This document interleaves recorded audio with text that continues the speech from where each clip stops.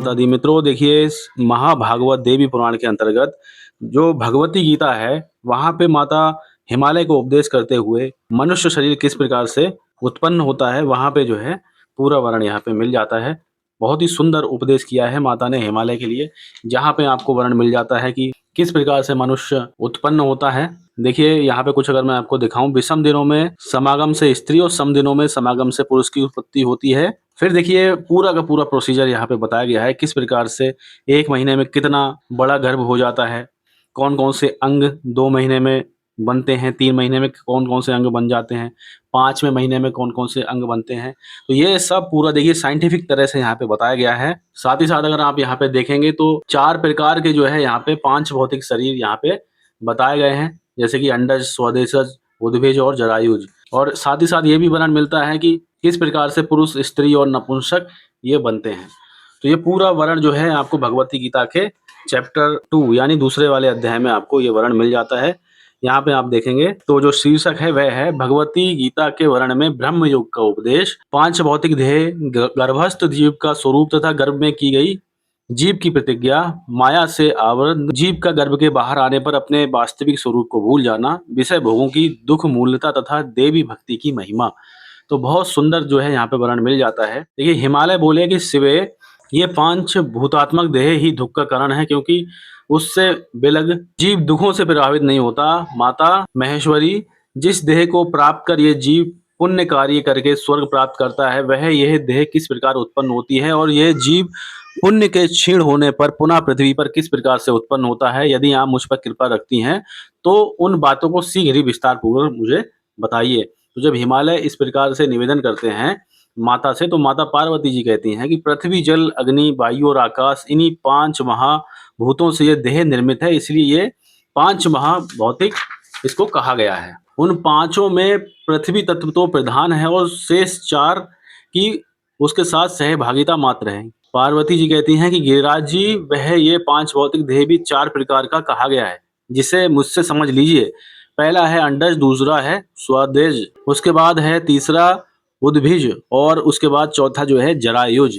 ये उसके भेद हैं, किसके? 5 भौतिक शरीर के। फिर माता कहती हैं कि महाराज, उनमें पक्षी, सर्प आदि हैं अंडज, और मशक यानी मच्छर आदि जो हैं वह हैं स्वदज, वृक्ष, झाड़ी आदि सुपुष्प चैतन्य वाले हैं उद्भिज, और मनुष्य, पशु आदि हैं जरायुज। शुक्र, रज आदि से निर्मित देह को जरायुज समझना चाहिए। पुनः उस जरायुज को भी पुरुष, स्त्री तथा नपुंसक भेद से 3 प्रकार का जानना चाहिए। जरायुज के कारण ही, यानी कि जिस प्रकार से हमने देखा है क्रोमोसोम्स होते हैं तो कुछ डिफरेंस हो जाता है अगर बॉडी में, तो वह तय करते हैं कि पुरुष, स्त्री और नपुंसक कौन होगा। तो ये जरायुज ही है जिसके भेद के कारण जो है ये सब होता है। फिर माता कहती हैं कि पर्वतराज, शुक्र की अधिक से पुरुष, रज की अधिकता से स्त्री तथा उन दोनों की समानता से नपुंसक होते हैं। अपने कर्मों के वशीभूत जीव ओस कणों से संयुक्त होकर पृथ्वी तल पर गिरने पर धान्य यानी वनस्पति के बीज पहुंचता है, वहां रहकर चिरकाल तक कर्म भोग करता है, पुनः जीवों के द्वारा उसका भोग किया जाता है। तदनंतर पुरुष के देह में गुहेंद्रियों में प्रविष्ट होकर वह वीर्य रूप में होता है।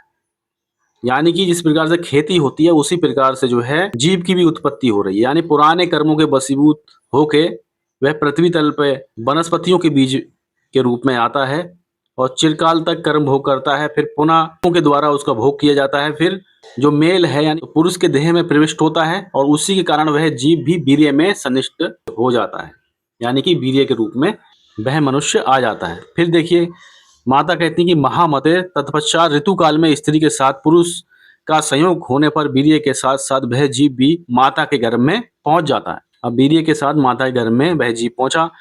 फिर माता कहती हैं कि हे राजन, रजो धर्म के चौथे दिन स्त्री ऋतुकाल करके शुद्ध होती है। उस दिन से लेकर 16वें दिन तक ऋतुकाल कहा गया है। पर्वत श्रेष्ठ यानी हिमालय जी से कहती हैं कि पर्वत श्रेष्ठ, विषम दिनों में समागम करने से स्त्री और सम दिनों में समागम करने से पुरुष की उत्पत्ति होती है।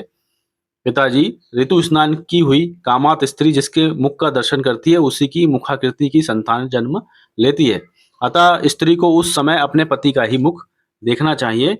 महामते, वह वीर्य स्त्री के योनि स्थित रज से मिलकर एक दिन में कलल यानी अवस्था विशेष बन जाता है। वही कलल अत्यंत सूक्ष्म झिल्ली से पूर्णतया आवृत होकर 5 दिनों में बुलबुले के आकार का हो जाता है। अत्यंत सूक्ष्म आकार की जो चमड़े की झिल्ली होती है उसे जरायु कहते हैं, चूंकि उसमें वीर्य तथा रज का योग होता है और उसी से गर्भ उत्पन्न होता है, इसीलिए इसे जरायुज कहते हैं, यानी कि मेल फीमेल के संयोग से यहाँ पे गर्भ उत्पन्न हो रहा है। फिर देखिए तत्पश्चात 7 दिनों में वह मांसपेशियों से युक्त हो जाता है और फिर एक पक्ष में वह पेशी हो जाता है, उसमें रक्त प्रवाह होने लगता है। तत्पश्चात 25 रातों में देह के अवयव अंकुरित होने लगते हैं। महामते 1 महीने में क्रम से स्कंद यानी कंधा, गर्दन, सिर, पीठ और पेट, ये 5 प्रकार के अंग निर्मित हो जाते हैं।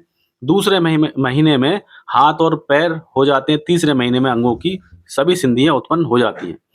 पुनः चौथे महीने में सभी उंगलियां बन जाती हैं और उसी महीने में उसके भीतर जीव की अभिव्यक्ति हो जाती है। तब माता के उदर में स्थित गर्भ चलने भी लग जाता है। देखिए कितना साइंटिफिक तरह से पूरा बताया गया है। फिर देखिए 5वें महीने में नेत्र, कान और नाक का निर्माण होता है एवं उसी महीने में मुख, कमर, गुदा, शिशन लिंग आदि गुहा अंग और कानों में दोनों छिद्र भी बन जाते हैं। उसी तरह 6ठे महीने में मनुष्यों की नाभि बन जाती है और 7वें महीने में केश, रोम आदि उग जाते हैं। 8वें महीने में गर्भ में सभी अवयव स्पष्ट रूप से अलग अलग बन जाते हैं। इस प्रकार पिताजी जन्म के पश्चात उगने वाले दाढ़ी, मूछ और दांत आदि को छोड़कर सभी अंग क्रम से निर्मित हो जाते हैं। तो यहाँ पे देखिए माता उपदेश करते हुए भगवती गीता में बता रही है किस प्रकार से मनुष्य जो है 0 से लेके 100 तक डेवलप पूरा होता है और अपने कर्मों के अनुसार किस प्रकार से यहाँ पे पृथ्वी लोक में आता है। फिर देखिए 9वें महीने में जीव में पूर्ण रूप से चेतना शक्ति आ जाती है। वह उदर में स्थित होकर माता के द्वारा ग्रहण किए गए भोजन के अनुसार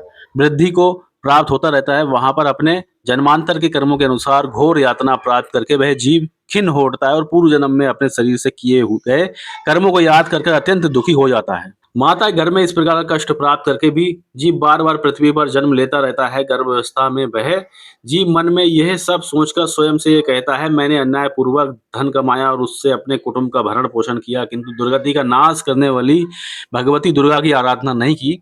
अब यदि गर्भ के दुख से मुझे छुटकारा मिल जाए तो मैं पुनः महेश्वरी दुर्गा को छोड़कर विषयों का सेवन नहीं करूंगा और सर्वथा समाहित चित्त होकर भक्ति पूर्वक उन्हीं की पूजा करूंगा। पुत्र, स्त्री आदि के मोह के वशीभूत होकर तथा संसारिकता में अपने मन को आसक्त करके मैंने व्यर्थ में ही अनेक बार अपना अहित कर डाला। उस समय उसी के परिणाम स्वरूप मैं यह असहनीय गर्भ दुख भोग रहा हूँ। अब मैं पुनः सांसारिक विषयों का सेवन नहीं करूंगा। तो इस प्रकार से जीव गर्भ में ये सब बातें सोचता रहता है। उसके बाद अपने कर्मानुसार अनेक प्रकार से दुखों का अनुभव करके वह जीव अपने अंगों में मेदा तथा रक्त लपेटे हुए और झिल्ली से आवृत होकर प्रसव वायु के वशीभूत योनि के अस्थि यंत्र से पिसा जाता हुआ उसी प्रकार योनि मार्ग से बाहर निकलता है जैसे पात की जीव नरक से निकलता है। तदनंतर वह जीव मेरी माया से मोहित होकर उन दुखों को भूल जाता है और कुछ भी ना कर सकने की स्थिति को प्राप्त होकर मांस पिंड की भांति स्थित रहता है। जब तक कफ आदि से उसकी सुषुम्ना नाड़ी अवरुद्ध रहती है तब तक वह स्पष्ट वाणी बोलने तथा चल फिरने सकने में समर्थ नहीं होता और दैव योग से वह कुत्ते, बिल्ली आदि डांड युक्त जीवों जंतुओं से पीड़ित होता है। तब स्वजनों द्वारा उसकी सम्यक रक्षा की जाती है। बाद में वह स्वेच्छा कुछ बोलने लगता है, दूर दूर तक चलने भी लगता है। फिर पार्वती मैया कहती है कि पिताजी हिमालय, इसके बाद कुछ काल बीतने पर यौवन के उन्माद में आकर वह काम, क्रोध आदि से युक्त होकर पाप तथा पुण्य कर्म करने लग जाता है। देह के भोग के लिए जीव सारे कर्म करता है। वह देह पुरुष जीवात्मा से भिन्न है, क्योंकि जीवात्मा का भोगों से क्या संबंध है। प्रतिक्षण आयु का क्षरण हो रहा है और वह हिलते हुए पत्ते का स्थित जल कण की भांति क्षणभंगुर है। इसलिए महाराज, विषय वासना संबंधी सभी सुख स्वप्न के समान यानी प्रतीति मात्र हैं, फिर भी जीव के अभिमान में कोई कमी नहीं होती। मेरी माया से मोहित हुआ जीव ये सब नहीं देखता। वह भोगों को शाश्वत समझकर केवल उन्हीं को ही देखता है और भूधर यानी हिमालय आयु के पूरा हो जाने पर काल जीव को आकाशमत उसी भांति ग्रास लेता है जैसे सर्प और पास आए हुए मेढक को क्षण भर में ग्रस लेता है। महान कष्ट की बात है कि ये भी जन्म व्यर्थ बीत गया और इसी प्रकार दूसरा जन्म भी व्यर्थ चला जाता है।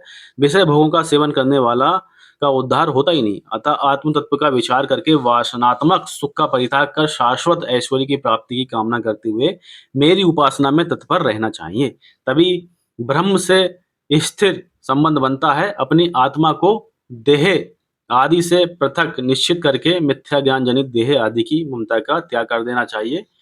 पिताजी, यदि आप सांसारिक दुखों से छुटकारा चाहते तो एकाग्रचित होकर भक्ति पूर्वक मुझ ब्रह्म रूपिणी भगवती की आराधना कीजिए।